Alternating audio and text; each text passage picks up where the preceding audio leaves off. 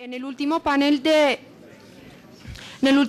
esta tarde estarán los profesores Stephen Holmes, Rodrigo Primni y María Paula Zafón. Les avisaré cuando les queden 5 minutos. Bueno, buenas tardes. Muchas gracias por estar acá todavía, aguantándonos. Yo voy a hacer una presentación también conjunta con el profesor Uprimni, con base en un texto que escribimos juntos sobre el potencial transformador de la restitución de tierras en Colombia. Ya les contaré un poco de qué se trata. Pero la idea básica que tenemos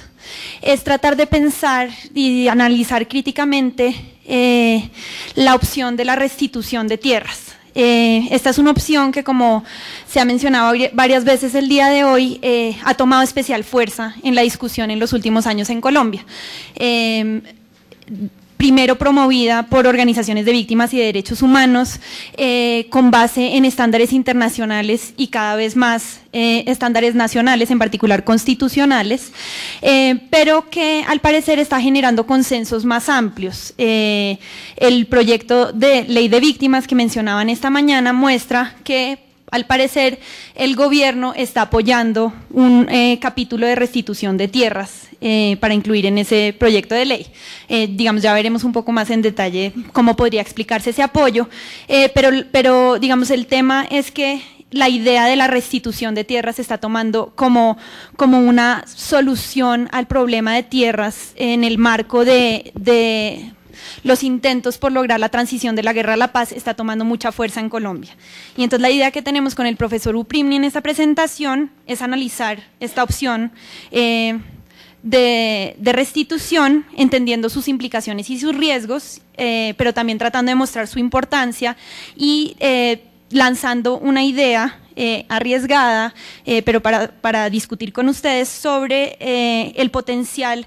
de la justicia restitutiva para lograr algunos objetivos de justicia distributiva, en particular objetivos de justicia social y transformaciones democráticas más amplias que lo que normalmente haría la justicia restitutiva.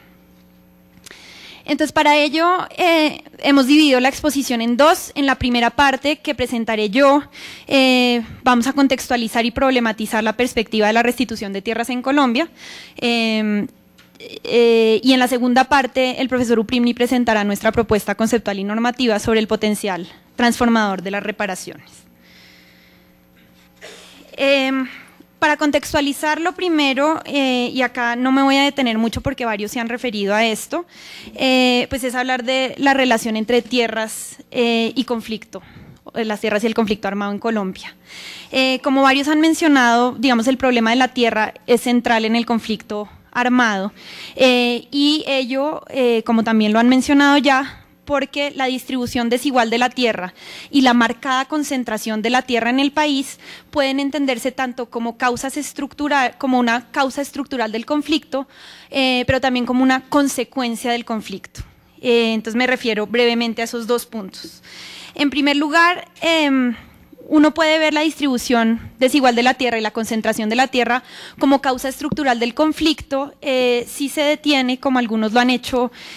hoy, a mirar la tendencia histórica a la concentración de la tierra y a la distribución desigual de la tierra en el país, que viene desde el siglo XIX. Ahora, digamos, ahí es muy importante no solo pensar en la distribución desigual de la tierra como una causa que por el hecho de existir generaría conflicto,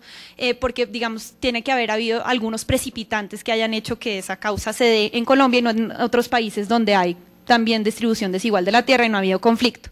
Pero el hecho de que haya distribución desigual de la tierra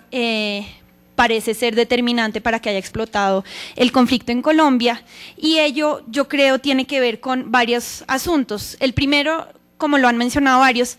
los intentos fallidos de reforma agraria en el país. Digamos, no es solo que no haya habido una reforma agraria que corrija el problema de desigualdad, sino que los intentos fallidos de reforma agraria generan tensiones y sobre todo generan la percepción de reclamos no atendidos, y yo creo que ese es un factor importante para analizar al momento de determinar, digamos, dónde están los orígenes del conflicto. Y luego, Y también otro factor que es muy importante en relación con la reforma agraria es la resistencia que la reforma agraria y los diversos intentos de reforma agraria han tenido, que varios han mencionado también, por parte, digamos, de las élites económicas y en muchos casos políticas del país. Digamos, la resistencia también genera reclamos desatendidos y genera, digamos, la impresión de que no se está solucionando un problema que se identificó. Bien, mirar históricamente el problema de desigualdad y de concentración de la tierra también es interesante porque pareciera ser que después de los intentos fallidos hay un aumento en la desigualdad y en la concentración de la tierra. Varios han mencionado las cifras, pero digamos, la tendencia a que las propiedades de propiedades pequeñas, en concreto hay un estudio de Carlos Salgado reciente que muestra que las propiedades de menos de 20 hectáreas tienen un porcentaje muy inferior en términos de la superficie total cultivable del país, pero de ellas son dueños la gran mayoría de los propietarios del país. Entonces, para el año 84, y estos estudios también se encuentran en libros del profesor Kalmanovitz, entre otros, para el año 84 el 86% de propiedades de menos de 20 hectáreas cubrían apenas el 14% de la superficie del país, y de ellas eran dueños 85% de los propietarios del país. En marcado contraste con las propiedades de más de 500 hectáreas que cubrían que constituían, digamos, el 0.4% de las propiedades totales del país o de las parcelas, pero cubrían el 32.7% de la superficie del país y los dueños de estas propiedades eran solo el 0.55% del total de propietarios.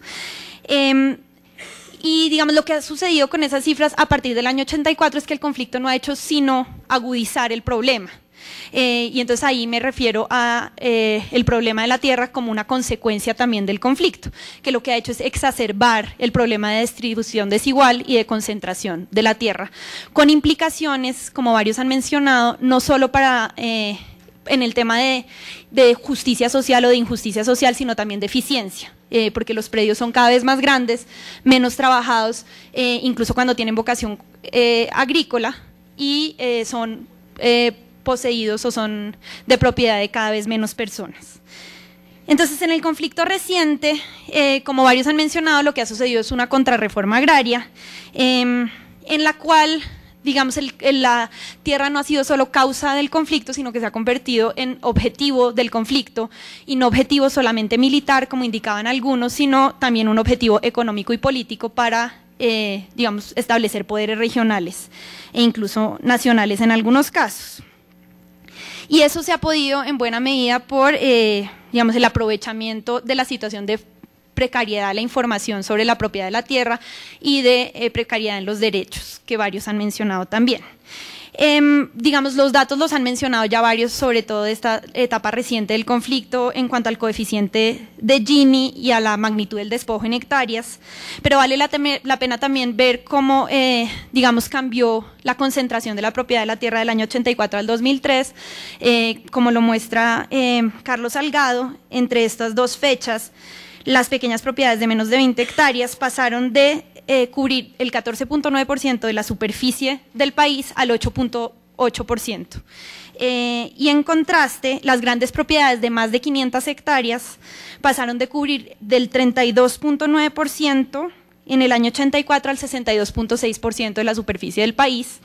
Y los propietarios de estos últimos predios de más de 500 hectáreas pasaron de ser el 0.55% al 0.4% del total de propietarios del país.